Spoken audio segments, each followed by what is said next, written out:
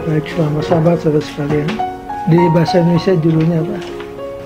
Otoritas dan Injil. Setelah saudara pelajari selama 6 hari, surat kepada jemaat di Galatia ini masuk jenis apa? Karena ada polemik, ada apologetik. Kalau polemik, menyerang. Kalau kita menulis selalu menyerang orang lain, itu namanya polemik. Tapi kalau kita diserang lalu membela diri, apologetik. Jadi Galatia termasuk jenis apologetik. Next please. Suratan kepada jemaat di Galatia adalah sebuah response, sebuah jawaban kepada an attack. Apa yang diserang? Ada dua hal yang diserang. Satu, kredensi daripada Paulus, otoritas Paulus, dan yang kedua, pekabaran Injilnya. Siapa yang menyerang? Yang disebut apa? Judaizer. Judaizer itu orang Yahudi yang sudah bertobat jadi Kristen, tapi mereka masih tetap berpegang kepada tradisi mereka. Jadi ingat, yang diserang ada dua. Paulus punya kredensi, dan yang kedua, his gospel message. Jadi doktrin Paulus pun dipertanyakan. Nah, suratan kepada jemaat di Galatia adalah jawaban kepada serangan ini. Kalau sudah mengerti hal ini, akan lebih mudah membaca dan memahami suratan kepada Galatia. Ilustrasi yang diberikan oleh pengarang terdapat di introduction, tinggal membaca saja. Next please. Kita masuk dalam discussion. Paulus sebagai penulis surat dan panggilannya. Kalau sudah pelajari hari Minggu, di sana disebutkan ada dua sebab kenapa Paulus menulis surat kepada Galatia. The purpose of writing the letter to the Galatians. Yang pertama apa? Coba buka pelajaran hari Minggu. Sebagai pengganti kehadirannya, Paulus menuliskan beberapa surat kepada jemaat-jemaat ini untuk arahan kepada mereka. Jadi Paulus kan mendirikan banyak gereja di sekitar Laut Tengah. Nah, dia tentu tidak bisa kunjungi satu persatu dan tinggal di semua gereja itu. Jadi kalau bahasa Inggrisnya to compensate for his absence. Apa maksudnya? Untuk mengisi ketidakhadirannya, maka the second best thing that he could do adalah apa? Menulis surat untuk memberikan pengarahan. Yang kedua, saat Paulus menulis surat kepada jemaat di Galatia, dia menghasilkan sebuah literatur yang sangat luar biasa. Sebaliknya, di bawah tuntunan Roh Suci, Paulus membahas situasi tertentu yang melibatkan dirinya dengan umat percaya yang ada di Galatia. Jadi, to address to a specific situation that involve himself and the believers in Galatia. Jadi, kenapa Paulus tulis surat kepada Galatia? Satu, untuk mengganti ketidakhadirannya, untuk memberikan pengarahan. Tapi yang kedua adalah karena ada sesuatu yang terjadi di Galatia yang dia harus hadapi, to address to a specific situation. Kemudian bicara sedikit tentang format surat-surat zaman dulu. Tadinya orang Kristen berpikir yang dipakai oleh Paulus menulis surat ke sidang-sidang pada zamannya format yang unik, format yang luar biasa, format yang tidak dipakai oleh orang lain. Itu pendapat orang Kristen semula. Tapi kemudian pada tahun 1896 ada dua orang scholars dari Oxford, namanya Bernard Grenfell dan Arthur Hunt. Dia mendapati di Mesir sekitar 500.000 fragmen dari dokumen-dokumen kuno yang ada di Mesir. Pada waktu mereka pelajari dokumen-dokumen itu, para scholars kaget. Mengapa? Karena format daripada suratan Paulus adalah sama dengan surat-surat yang ditulis pada zamannya. Ada 4 items yang merupakan format surat zaman itu. Format itu terdapat dalam paragraf keempat. Bentuk dasar dari surat-surat Paulus adalah hal yang umum digunakan oleh semua penulis surat pada zamannya. Bentuknya mencakup: 1. Salam pembuka yang mencantumkan identitas si pengirim dan si penerima, dan mencantumkan ucapan salam. 2. Ungkapan rasa syukur. 3. Isi surat dan akhirnya. 4. Kalimat penutup. Jadi 4 items ini nampaknya merupakan format surat-surat zaman dulu, dan surat Paulus pun mengikuti format ini. Itulah kegunaan daripada arkeologis dan ahli sejarah yang memberikan terang kepada pengetahuan Alkitab. Jadi kalau saudara baca suratan Paulus, formatnya itu bukan unik, tetapi itulah yang umum dipakai pada zamannya. Itu sekedar pendahuluan kepada Paulus sebagai penulis surat. Jadi purpose-nya kita sudah dapat. Ada 2. Yang kedua tentang formatnya. Next please. Sekarang kita akan bicara tentang panggilan kepada Paulus. His call. Apa tuduhan orang-orang di Galatia? The Judaizers. Apa yang pertama dipertanyakan oleh guru-guru palsu atau Judaizers ini? Tuduhannya the charge. Tuduhannya Paulus melecehkan tentang penurutan. Mengapa? Karena buat orang Yahudi yang sudah jadi Kristen, yang sekarang mundur dari Injil yang diajarkan Paulus, mereka katakan bahwa Paulus ini menganggap remeh hukum. Kita akan diselamatkan oleh penurutan kepada hukum, termasuk sunat. Paulus kelihatannya memberikan Injil yang berbeda. Kalau buat Paulus, keselamatan didapat hanya melalui anugerah, melalui iman.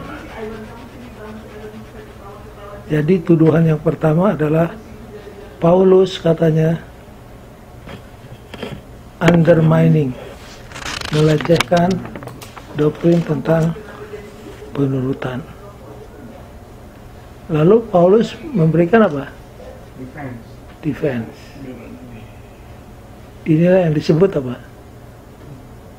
Apologetic. Jadi karena Paulus diserang, sekarang dia harus apa? Membela diri. Coba kita buka pelajaran hari Senin. Meskipun surat-surat Paulus secara umum mengikuti bentuk dasar dari surat-surat zaman dulu, surat ke jemaat di Galatia berisi beberapa bagian yang tidak ditemui dalam surat-surat Paulus lainnya. Bila mana kita menyadari hal ini, maka perbedaan ini dapat menolong kita untuk lebih baik lagi memahami kondisi ketika Paulus menulis surat itu. Baik, jadi walaupun Paulus menggunakan format yang umum, tapi kali ini dibandingkan dengan surat kepada jemaat lain, ada persamaan, tapi ada apa? Perbedaan. Apa perbedaan? Kalau saudara baca, coba kita buka Galatia pasal yang pertama. Memang ada beda dengan suratan kepada Efesus, Filipi, Tesalonika. Perbedaannya ialah bahwa salam pembukaan kepada Galatia ini lebih panjang. Dan di samping lebih panjang, isinya adalah untuk menjelaskan tentang siapa yang mengangkat dia jadi rasul. Nah, kalau sudah pelajari di Alkitab, jangan lupa prinsip ini.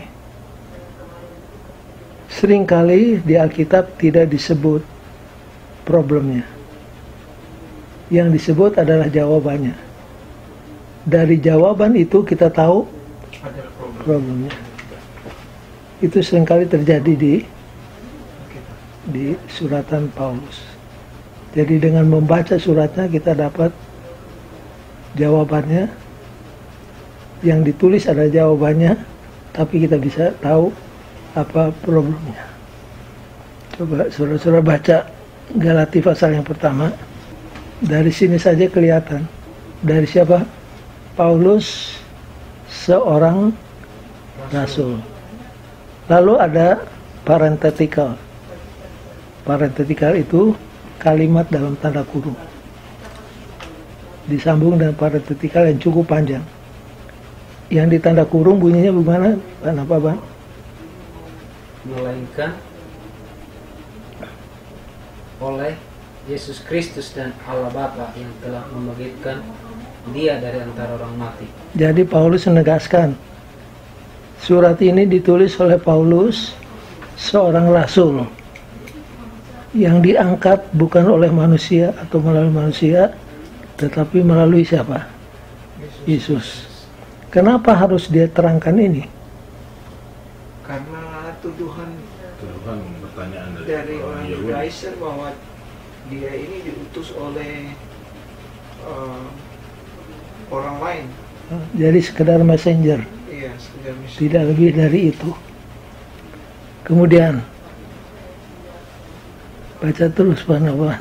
Dan dari semua saudara yang ada bersama-sama dengan aku, kepada jemaat-jemaat di Galatia, kasih karunia menyertai kamu, damai sejahtera dari Allah Bapa kita dan dari Tuhan Yesus Kristus, yang telah menyerahkan dirinya karena dosa-dosa kita untuk melepaskan kita dari dunia jahat menurut kehendak Allah Bapa. Maksudnya menurut kehendak Allah dan Bapa kita. Baginya lah kemuliaan selama-lamanya. Amin. Jadi dari pembukaan saja sudah kelihatan ada problem di Galatia. Problemnya ialah ada guru-guru yang disebut Judaizer yang meragukan panggilan Paulus. Mereka pikir Paulus itu self-appointed apostle. Apa yang menjadi sebab, menjadi alasan sampai mereka menganggap Paulus bukan rasul? Apa artinya rasul? Dalam bahasa Greka, apostle artinya the sent out one, orang yang diutus. Diutus oleh siapa? Diutus oleh Tuhan. Dan pada waktu itu gelar apostle exclusively belong kepada siapa? Hanya 12 murid. Yesus langsung. Paulus sendiri mengakui bahwa dia tidak pernah ketemu secara pribadi dengan Yesus. Walaupun di ayat lain Paulus menyebutkan Kristus menunjukkan dirinya kepadaku di jalan menuju ke Damsyik. Oke, sekarang buka pelajaran hari Senin,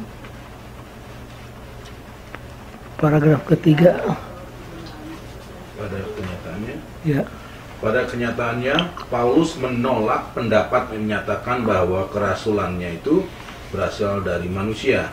Ini menunjukkan bahwa ada satu usaha yang dilakukan oleh beberapa orang di Galatia untuk merendahkan otoritas kerasulannya. nah itu dia.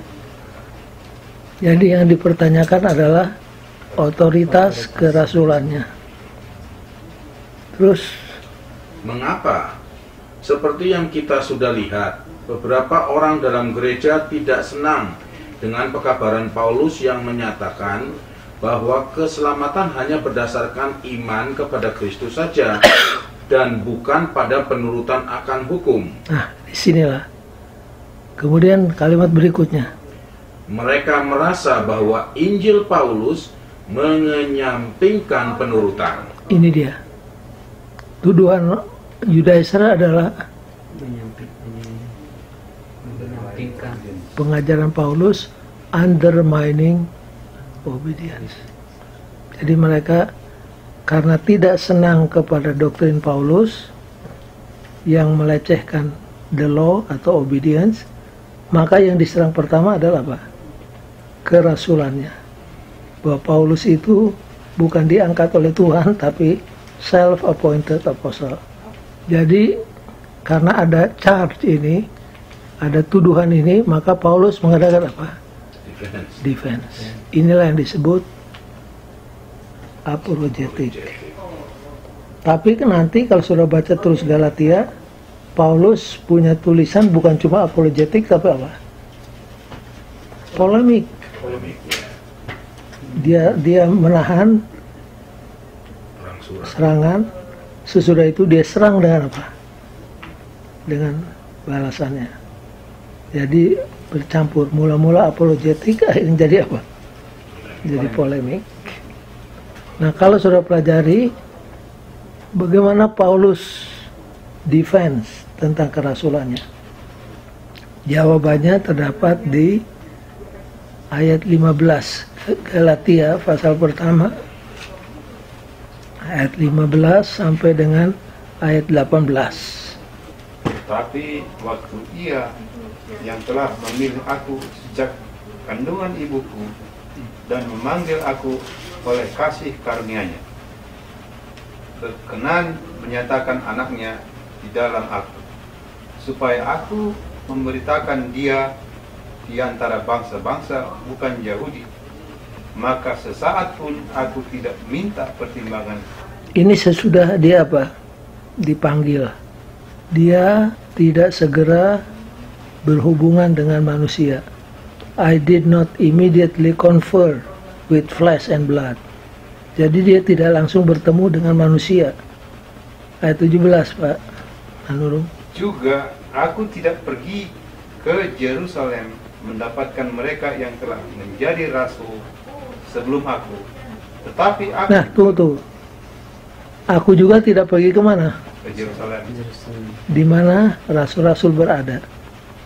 Jadi begitu dia dapat panggilan, sesudah bertemu dengan Yesus, dia tidak ketemu sama siapapun juga.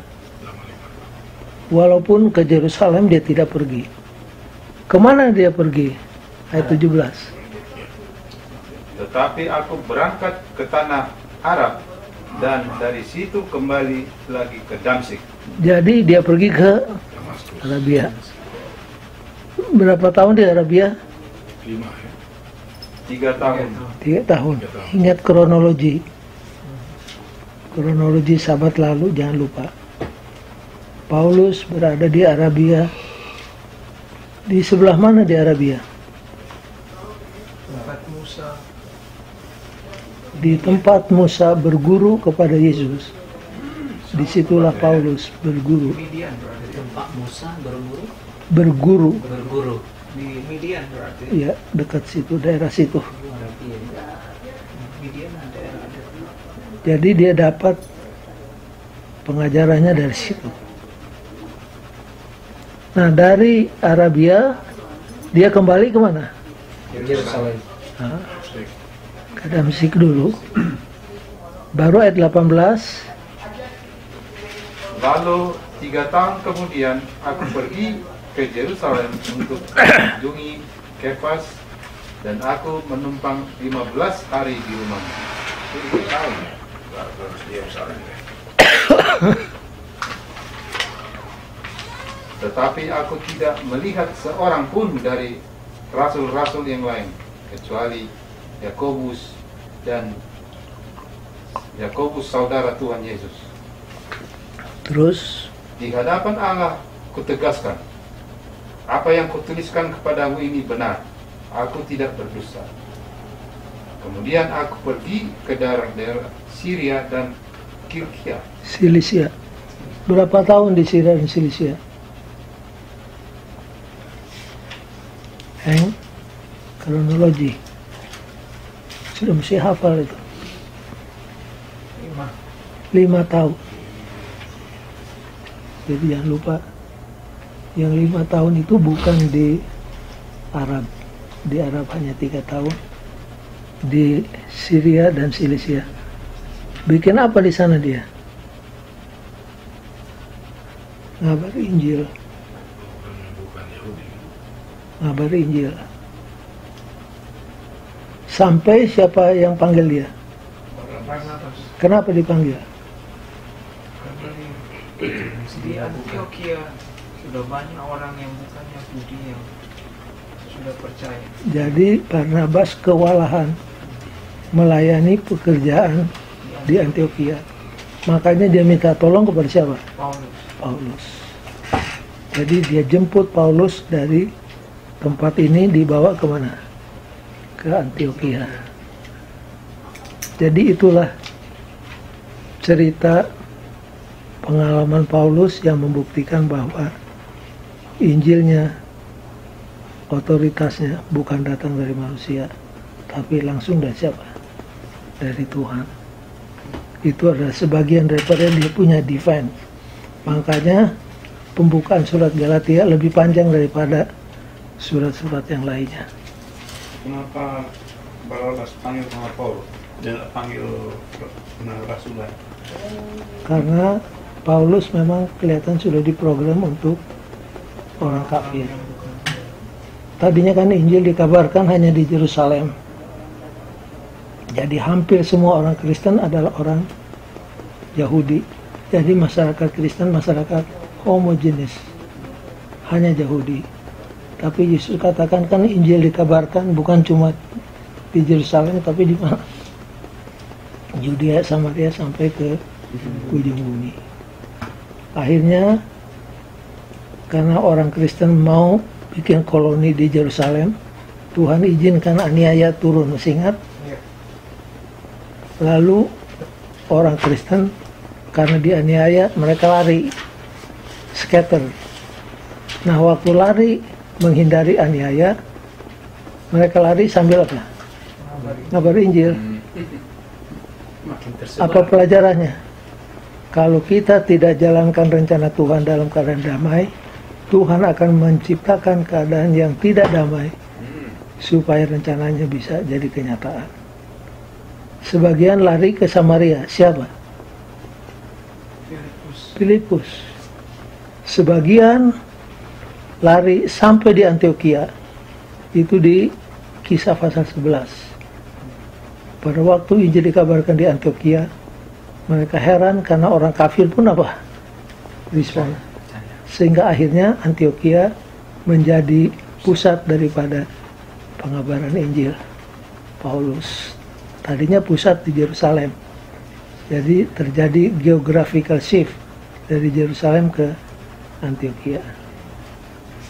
Dan di Antioquia inilah orang-orang pengikut Kristus pertama kali sebut apa? Kristen. Ayat berapa, Heng? Kisah 11 ayat 26.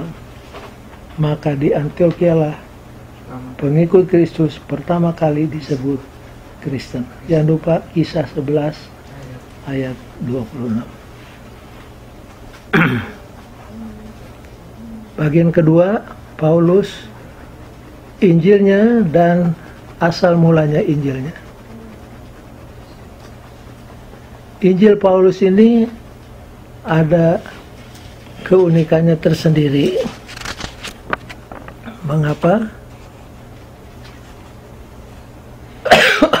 Apa keunikannya? Grace and peace. Ada grace and apa? Peace. Jadi itu grace and peace bukan sekedar untuk menambah enak didengar suratnya.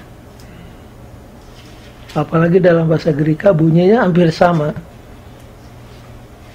Kairen dan charis. Enak didengar di telinga. Tetapi lebih daripada itu adalah makna keselamatan. Coba kita baca pelajaran hari Selasa. Morgan, Ya. paragraf pertama please. Salah satu keistimewaan yang unik dari surat-surat Paulus ialah bagaimana dia menghubungkan kata kasih karunia dan damai sejahtera dalam salam yang dia sampaikan. Kombinasi dari dua kata ini adalah modifikasi dari salam yang menjadi ciri khas orang Yunani dan Yahudi. Seorang penulis dari Yunani akan menyampaikan salam, tanda kutip, yaitu cherin, right? Kemudian Paulus menulis kasih karunia, satu kata yang hampir sama dalam bahasa Yunani disebut charis. Paulus kemudian menambahkan salam bangsa Yahudi dengan kata damai sejahtera. Nah, dengarkan paragraf kedua. Kombinasi dari kedua kata ini bukan hanya untuk menyenangkan para pembaca. Sebaliknya, kedua kata itu menggambarkan pekabaran Injil yang dia sampaikan. Baik. Apa hubungannya grace and peace dengan penginjilannya? Itu yang harus diketahui. Jadi kata grace and peace bukan sekedar hanya untuk enak didengar, apalagi dalam bahasa Greka hampir sama bunyinya. Tapi ini adalah merupakan pengertian Paulus tentang keselamatan. Grace, peace. Apa maksudnya? Grace dari Allah Bapa, peace dari Kristus. Paulus hendak menjelaskan bahwa keselamatan itu 100% oleh apa? Grace. Keselamatan bukan oleh karena perbuatan kita, bukan oleh karena perbuatan kita. Jadi 100% keselamatan itu datangnya by grace. By the way, coba kasih definisi daripada grace.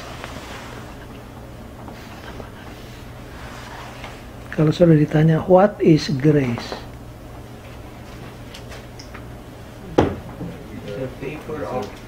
The favor of God to undeserved. Okay. God's favor to the undeserving. God's favor to the undeserving. Kebaikan Tuhan, keselamatan Tuhan yang diberikan kepada orang yang tidak selayaknya diselamatkan. Yang pantas kita dapat adalah apa? Kematian.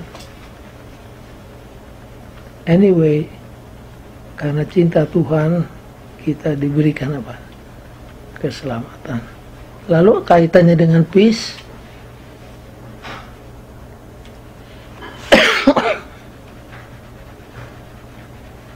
Peace adalah result daripada keselamatan by grace.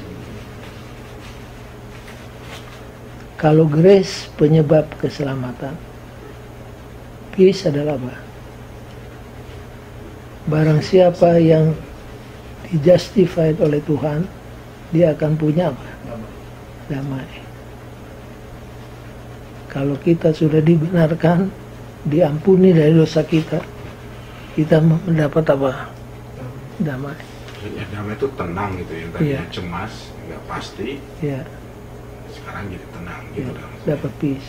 Jadi grace adalah penyebab, peace adalah hasilnya.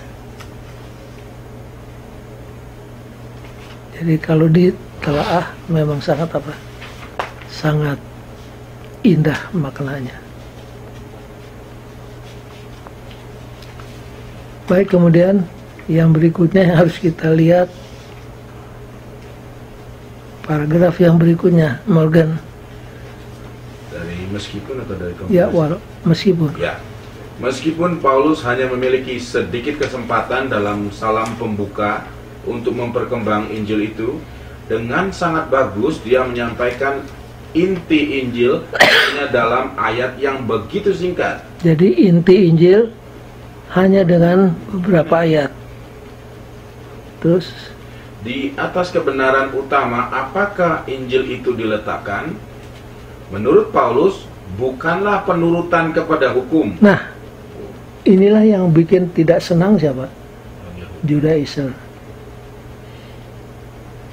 Paulus katakan keselamatan bukan oleh karena penurutan kita kepada hukum. Marah mereka. Marah.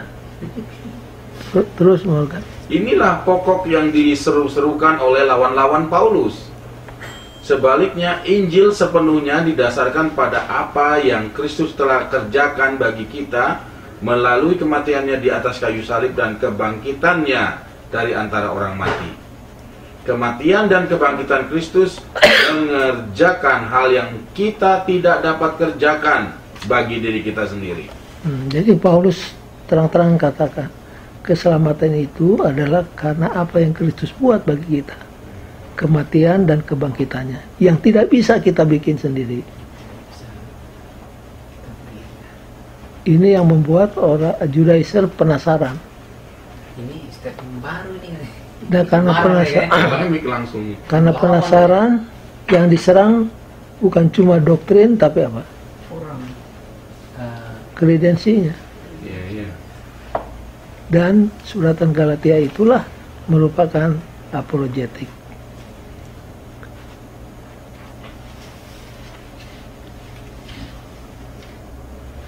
Hari Rebo.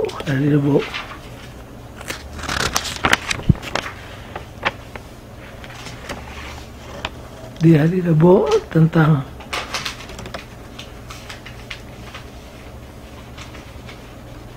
opening greetings Paulus yang berbeda. Morgan. Meskipun Paulus menanggapi berbagai tantangan dan masalah dalam suratnya kepada jemaat-jemaat, dia tetap memelihara kebiasaan untuk melanjutkan salamnya dengan doa atau ucapan syukur kepada Allah atas iman dari para pembaca suratnya. Dia juga melakukan hal sama dalam suratnya kepada jemaat di Korintus, jemaat yang masih bergumul dengan berbagai perilaku yang menyimpang.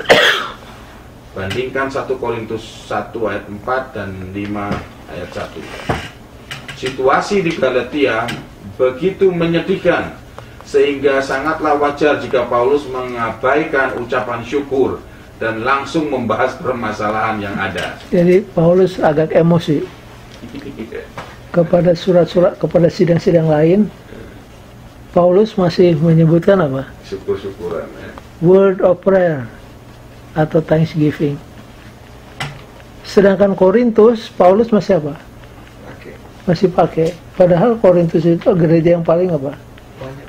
Paling banyak problem, problematic church waktu zaman itu adalah Korintus.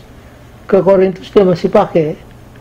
Tapi Galatia keadaannya sangat upsetting sampai Paulus meniadakan ucapan apa? Ucapan syukur dan langsung masuk kepada poinnya. Lalu Paulus menggunakan strong words. Strong words ini yang mana? Nah, apa yang disebut dengan strong words? Saudara-saudara, kita orang Kristen kalau bicara usahakan hindari apa yang disebut strong words.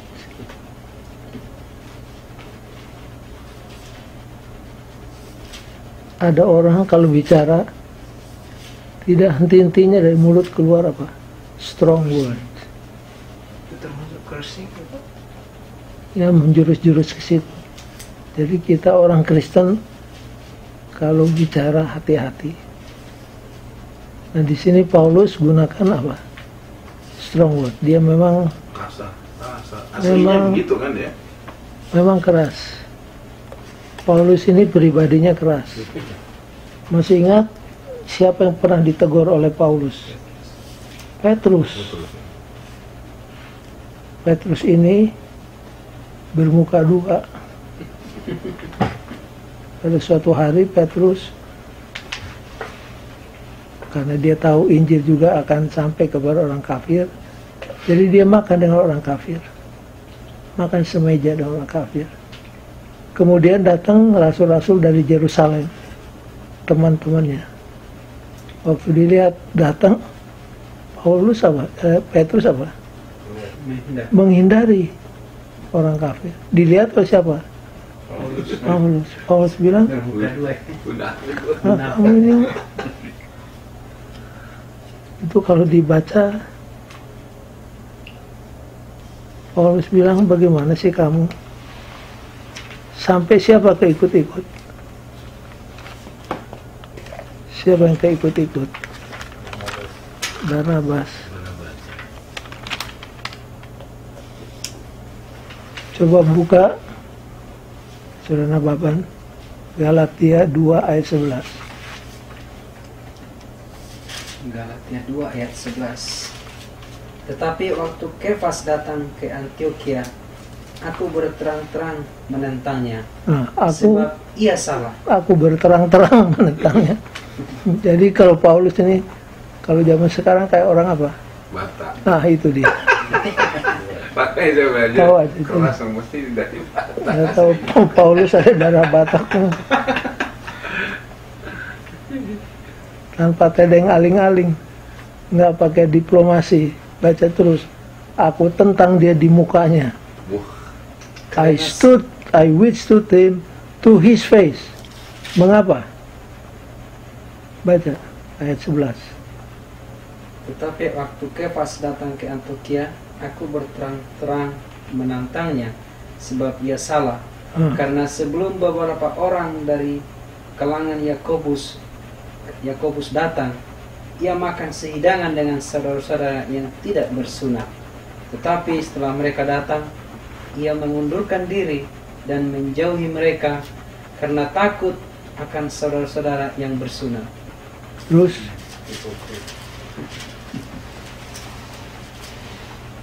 Dan orang-orang Yahudi yang lain pun turut berlaku munafik dengan dia, sehingga Barnabas sendiri turut terseret oleh karena kemunafikan mereka. Barnabas baik. inilah siapa? Paulus. Memang pribadinya kolerik tinggi. Dan dia seringkali gunakan apa? Strong word. Nah, kata strong word yang satu ini terdapat di paragraf berikutnya, Morgan. Dan dia orangnya yang ambisi ya. Baca terus. Hari Rabu. ya. Paulus tidak menahan kata-kata apapun yang dapat dia gunakan untuk menegur jemaat di Galatia. Nah, itulah Paulus. Tapi saudara-saudara jangan ikut Paulus di gereja. Tapi kadang-kadang ada baiknya Pak Pendeta. Sekali-sekali ya. Iya. Tapi defense dengan itu yang situasi ya. Ya, besok Kadang-kadang bagus juga. anggota saudara terus berkurang. Lebih baik berkurang 100 daripada 200 tapi hancur semuanya. Nah, jadi sistem orang Batak juga begitu. Iya. Lebih baik saya anak saya dua berhasil daripada saya punya anak 10 tapi semua menyakitkan kan gitu. Oke. Yuk pengikut Paulus kalau Ini ini. dia. Baca terus Morgan. Oke, selanjutnya Dia, ini Paulus ya, mencela mereka oleh sebab mereka telah mengkhianati panggilan mereka sebagai orang Kristen. Kenyataannya kata berbalik. Nah, itulah kata yang dipakai oleh Paulus. Tapi mesti baca dalam bahasa aslinya. Coba baca terus. Kenyataannya kata berbalik yang digunakan dalam ayat 6 sering digunakan untuk menggambarkan prajurit yang tidak setia dan meninggalkan tugasnya sebagai prajurit. Itu istilahnya apa? Ewol. Bukan. Kalau ada prajurit di medan perang, Coward. dia lihat ada bahaya, Kabur. dia kabur. Namanya apa? Chicken. Bukan istilah bahasa Inggris. Coward. Bukan. Withdraw, pengecut. Hampir. Oh, ada. Udah jadi bahasa Indonesia. Penyeleweng. Hah? Bukan. Membelas. Biasa Orang yang lari dari medan perang, lagi perang, Mengundurkan diri. tiba-tiba lari meninggalkan post of duty. Kecut. Disersi. Oh, disersi udah Ya. udah di ini ya, digunakan bahasa itu ya. Itu bahasa udah jadi bahasa Indonesia, disersi. Contoh siapa di Alkitab? Markus. Bagus. Markus kan dibawa oleh Barnabas dan Paulus untuk bantu mengabar Injil. Sampai di satu tempat dilempari batu mereka. Si Markus bilang, kalau ngabar Injil begini jadinya lari, dia kabur. Dia tinggalkan Paulus dengan Barnabas. Petrus juga Dia kabur. kembali kemana? Ke Yerusalem. Itu namanya disersi. Disersi. Makanya waktu perjalanan yang berikutnya mau diadakan, Barnabas bilang, bagaimana aku kita bawa itu Markus? No. Paulus bilang, no way. Ya, tapi orang bisa bersalah dan bisa bertobat. Ya, mentang-mentang itu kamu punya saudara, kamu bawa. Kalau kamu keras, silahkan kamu bawa, saya cari partner yang lain. Jadi terpisahlah Paulus dengan Barnabas karena disersi. Jadi di sini kata yang digunakan Paulus untuk mengecam orang Galilea, kamu sudah melakukan disersi. Itu kalau dalam kemiliteran hukumnya apa? Mati. Langsung hukuman mati. Iya. Kalau serdadu meninggalkan post of duty, disersi, itu langsung mati. Itulah kata yang dipakai oleh siapa? Keras ya. Jadi strong words.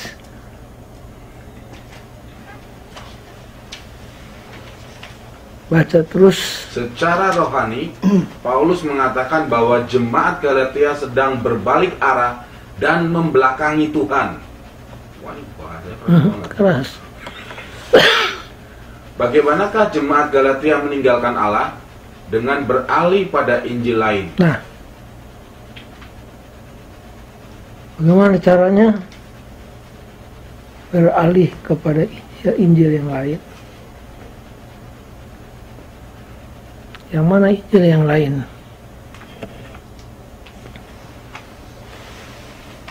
Ajaran yang diselamatkan oleh perbuatan Be more specific. yang memaksakan circumcise. Jadi golongan Judaizer mengatakan, kamu yang berasal dari agama kafir, yang sekarang sudah jadi Kristen, kalau kamu mau selamat, kamu harus diapain? Sunat. Disunat. Oh, dibalikin lagi. Padahal di konferensi Yerusalem sudah diputuskan, Tidak perlu. orang kafir yang jadi Kristen tidak perlu disunat. Notulen surat sudah disebarkan kemana-mana. Tapi kalau orang memang keras, walaupun rapat sudah putuskan, dia tetap apa?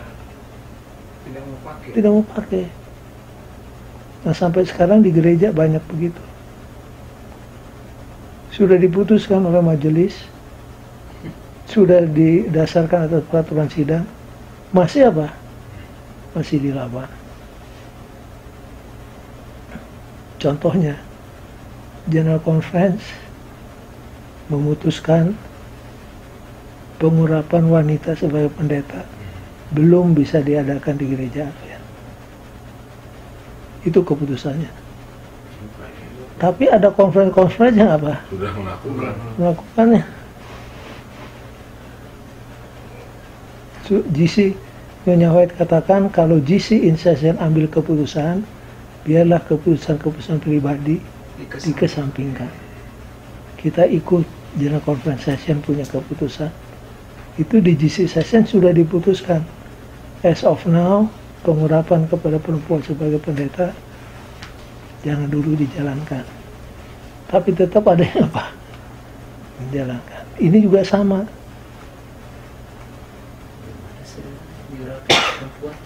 Kalau di conference pertama. Jangan jauh-jauh di konferensi.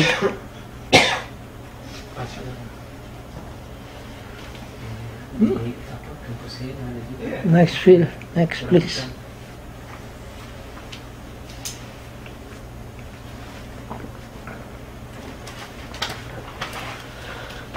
The origin of Paul's gospel.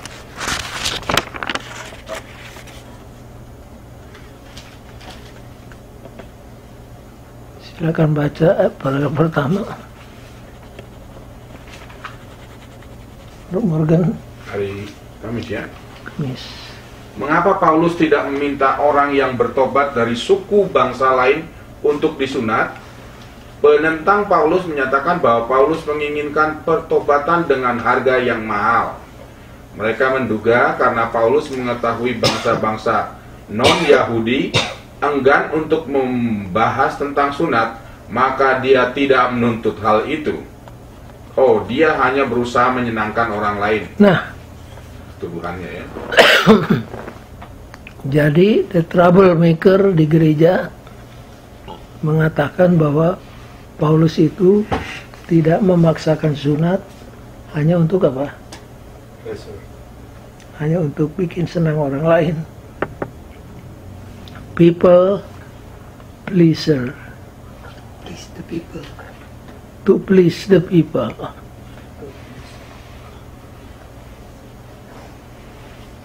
Lalu apa sanggahan Paulus?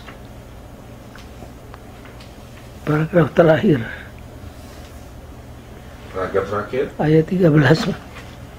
Ia menyediakan catatan riwayat hidup Paulus sebelum pertobatannya. Pada saat pertobatannya, ayat 15 dan 16, dan sesudah pertobatannya, ayat 16 sampai 24. Dan Paulus mengatakan bahwa keadaan yang menyertai setiap peristiwa itu menyebabkan orang lain tidak mungkin menyatakan bahwa Injil yang dia terima dari manusia dan bukan dari Allah. Paulus tidak memberikan kesempatan kepada siapapun meremehkan pekabarannya dengan mempertanyakan panggilannya sebagai rasul. Dia mengetahui apa yang terjadi kepadanya. Dia mengetahui apa yang harus diajarkan. Dan dia akan melakukannya berapapun harganya. Hebat. Rasul. Itulah siapa? Wow. Pribadi Paulus. Ayat 13 sampai 24 sudah dibaca. Bagian bawah. Hari Kamis. Morgan. Ayat 13 sampai 24. Ke latihan tadi 14 mulai 14 Pak Benda. Paragraf terakhir. Sudah dibaca. Sudah. Ya, dia mengetahui apa yang terjadi kepadanya, dia mengetahui apa yang harus diajarkan, dia akan melakukannya Demis. berapapun harganya. Yaitu dari ayat 13 sampai 24. Ya, Dia baca menyediakan lagi. jawatan Alkitabnya ayat 13 dan 13. Dan orang-orang Yahudi yang lain pun turut berlaku munafik dengan dia, sehingga Barnabas sendiri turut terseret oleh karena kemunafikan mereka. Tetapi aku, waktu kulihat bahwa kelakuan mereka itu tidak sesuai dengan kebenaran Injil, aku berkata kepada Kefas di hadapan mereka semua, jika engkau seorang Yahudi hidup secara kafir dan bukan secara Yahudi, bagaimanakah engkau dapat memaksa saudara-saudara yang Ini ayat 13 sampai 24 pasal 1. Ya, ini masih ayat 4. Itu Itu ayatnya. Surah Nababan pasal 1. Pasal 1 ya. Ya. Ya. Bukan yang tadi itu pasal 2. Pasal 1 Ayat 13. ayat Abdul. 13. Oke. Sebab kamu telah mendengar tentang hidupku dahulu dalam agama Yahudi. Tanpa batas aku menganiaya jemaat Allah dan berusaha membinasakannya. Dan di dalam agama Yahudi aku jauh lebih maju dari banyak teman yang sebaya dengan aku di antara bangsaku, sebagai orang yang sangat rajin memelihara adat istiadat nenek moyangku. Jadi ini cerita pengalaman lalu. Oh, Paulus itu seorang yang sangat fanatik dalam Judaisme. Begitu fanatik sampai berusaha membunuh orang-orang Kristen. Ayat 15. Tetapi waktu ia yang telah memilih aku sejak kandungan ibuku dan memanggil aku oleh kasih karunia-Nya, berkenan menyatakan anaknya di dalam aku, supaya aku memberitakan dia di antara bangsa-bangsa bukan Yahudi, maka sesaat pun aku tidak minta pertimbangan kepada manusia. Nah, I did not immediately convert with flesh and blood. Terus Juga aku tidak pergi ke Yerusalem mendapatkan mereka yang telah menjadi rasul sebelum aku, tetapi aku berangkat ke tanah Arab dan dari situ kembali lagi ke Damsyik. Lalu 3 tahun kemudian aku pergi ke Yerusalem untuk mengunjungi Kefas, dan aku menumpang 15 hari di rumahnya. Tetapi aku tidak melihat seorang pun dari rasul-rasul yang lain, kecuali Yakobus, saudara Tuhan Yesus. Di hadapan Allah aku tegaskan, apa yang kutuliskan kepadamu ini benar, aku tidak berdusta.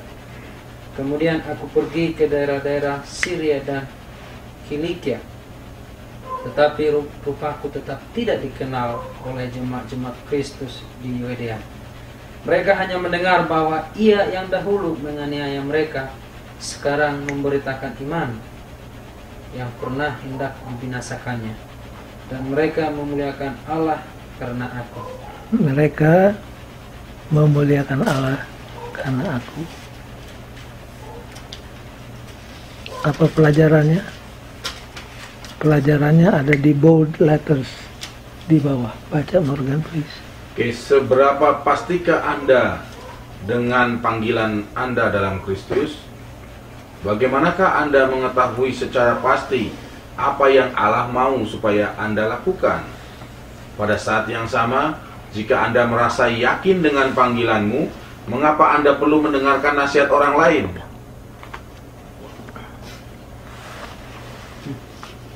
Nanti kita akan tiba di konklusinya.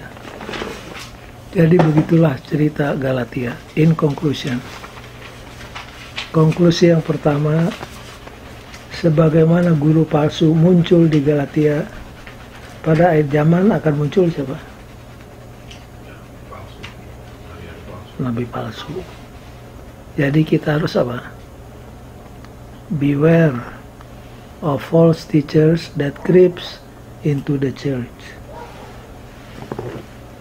Nah, saudara-saudara sekalian, kita di gereja Advent punya doktrin yang disebut doktrin yang memisahkan kita dari gereja lain. Doktrin apa? Itu yang paling utama. Doktrin Ka'bah itu paten gereja Advent. Dan itulah yang paling banyak diserang sekarang ini. Bukan cuma dari luar, tapi dari dalam. Ada guru-guru ini di sekolah Advent yang mengatakan tidak ada Ka'bah di sorga. Ada sekarang ini yang mulai meragukan Ellen White sebagai nabiah. Mereka katakan, kami percaya Ellen White diilhamkan, tapi tulisannya itu hanya untuk meditation. Jangan dijadikan landasan untuk doktrin. Nah, doktrin-doktrin yang penting seperti ini sekarang banyak diragukan oleh anggota sendiri. Nah, kalau sudah baca Matius 24, itu ayatnya orang Advent. Biasanya kita tekankan tanda-tanda kedatangan Tuhan adalah apa? Peperangan, kelaparan, gempa bumi, dan lain sebagainya. Tapi kalau sudah baca Matius 24, dengan hati-hati, yang ditekankan Yesus apa yang?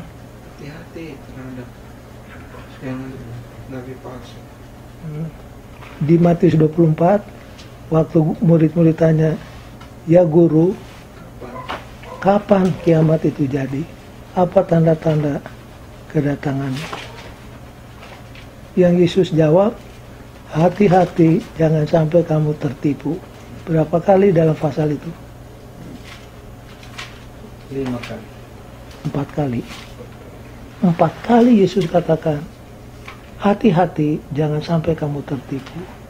Hati-hati jangan sampai kamu tertipu. Jadi waktu murid-murid tanya apa tanda-tandanya, yang dijawab oleh Yesus apa? Hati-hati. Hati-hati jangan sampai tertipu oleh guru-guru palsu. Jadi nampaknya ini adalah sesuatu yang akan menggejala di gereja kita. Makanya pelajaran pertama dari Galatia, beware of false teachers that creeps into the church. Dari waktu ke waktu, General Conference harus mengeluarkan pernyataan lewat Adventist Review, majalah kita, bahwa kelompok ini tidak diakui oleh GC karena begini. Iya. Justru sekarang ini banyak yang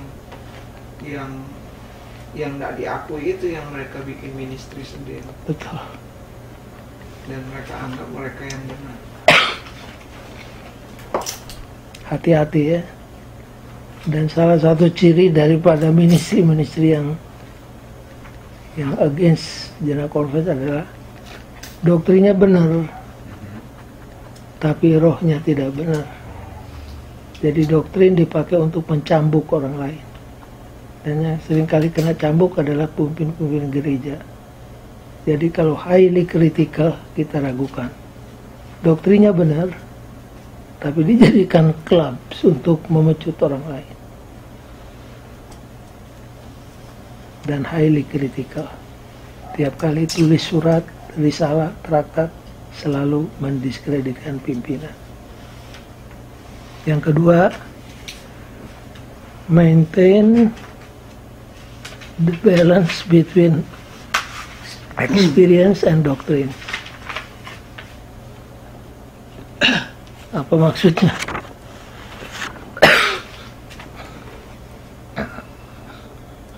Pengalamannya guru yang terbaik juga. Morgan buka hari Rebu. Di very bottom. Malam yang Bold letters.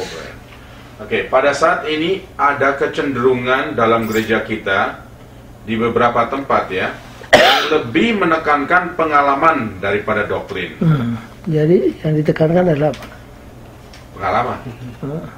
Apa yang lebih penting adalah pengalaman hubungan kita dengan Allah. Sekalipun pengalaman itu penting, apakah yang tulisan Paulus ajarkan pada kita tentang pentingnya doktrin yang benar? Jadi kalau ada orang tanya, mana lebih penting? Pengalaman atau pengetahuan? Sama-sama. Itu sama saja yang bertanya, mana lebih penting? Sayap kiri pesawat atau sayap kanan pesawat? Dua-duanya penting. Harus Ayat mana yang sudah bisa ambil untuk ini? Coba buka 2 Petrus 3 ayat 18. Pak Nababan.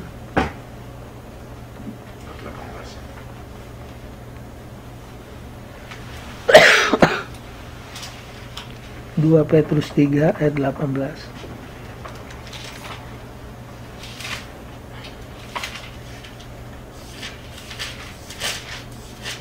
Ini 2 Petrus 3 ayat 18. Ini pesanan Petrus yang terakhir. 2 Petrus 3 ayat 18.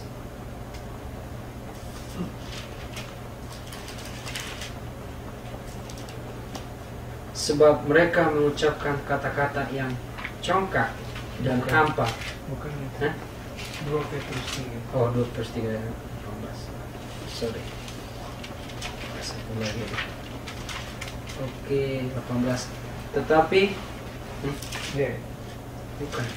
Oh ya. itu. Tetapi bertumbuhlah dalam kasih karunia dan dalam pengenalan akan Tuhan dan Juru Selamat kita, Yesus Kristus. Kalau dalam bahasa Inggrisnya, grow in grace and in the knowledge. Jadi kita harus grow seimbang.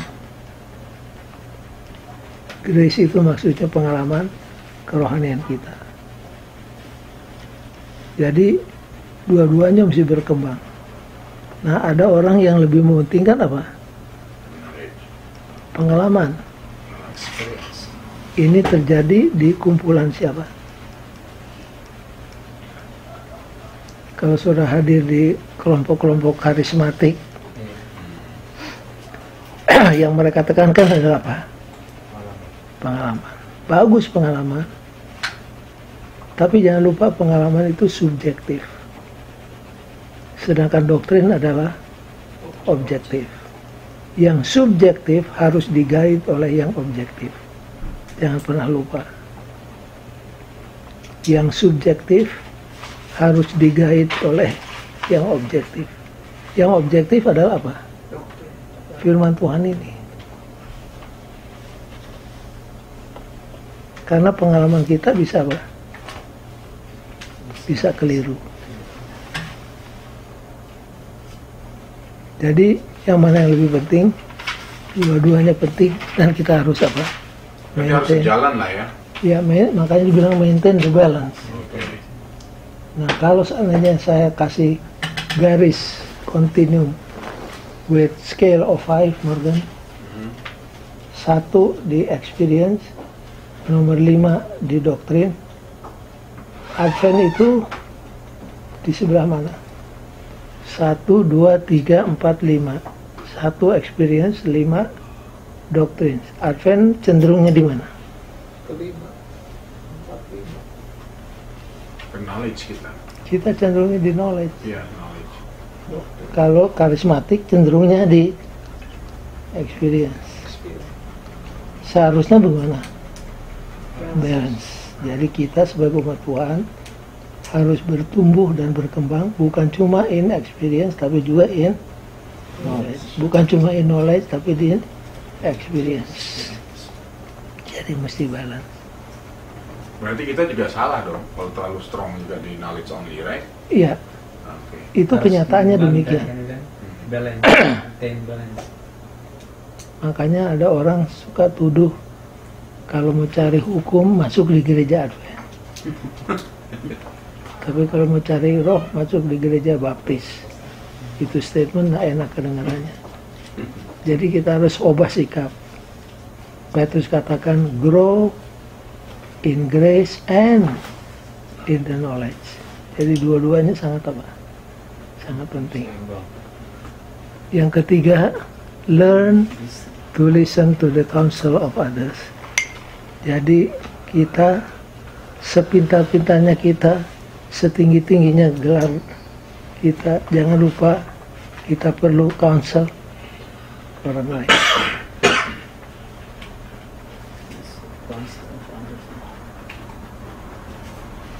Paulus walaupun keras akhirnya ikut apa? Counsel daripada teman sejawat rasul-rasul yang sebelumnya. Di gereja juga demikian. Jadi jangan ada seorang merasa dirinya knows everything, all things about everything. Tidak ada yang demikian. Kita perlu apa? Ya, kita perlu. Apalagi di rapat-rapat sering Iya. datang. Kalau menurut saya, Salah. Harusnya menurut Alkitab, buku sidang lah. menurut saya, Kalau Amsal punya statement gimana? Amsal?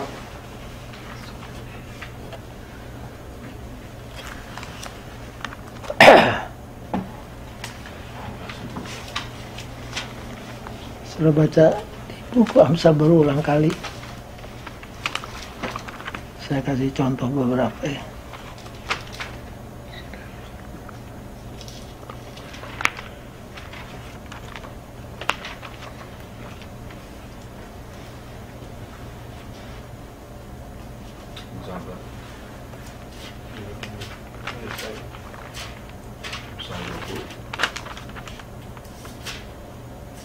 Amsal 11 ayat 14.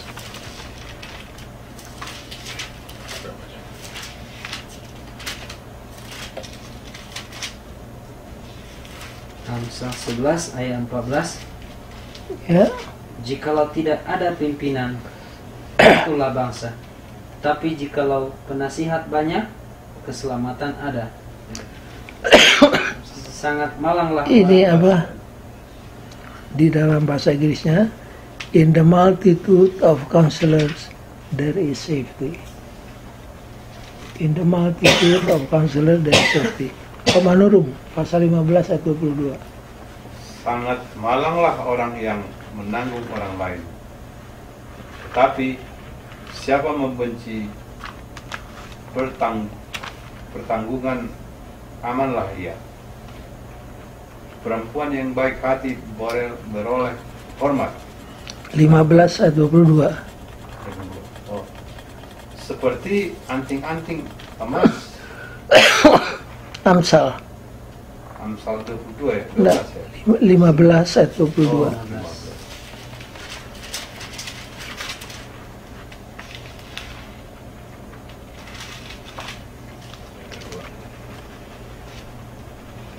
Rancangan gagal kalau tidak ada pertimbangan, tetapi terlaksana kalau penasihat banyak. In the multitude of counselors there are established. Satu lagi yang terakhir, 24 ayat 6. 24 ayat 6.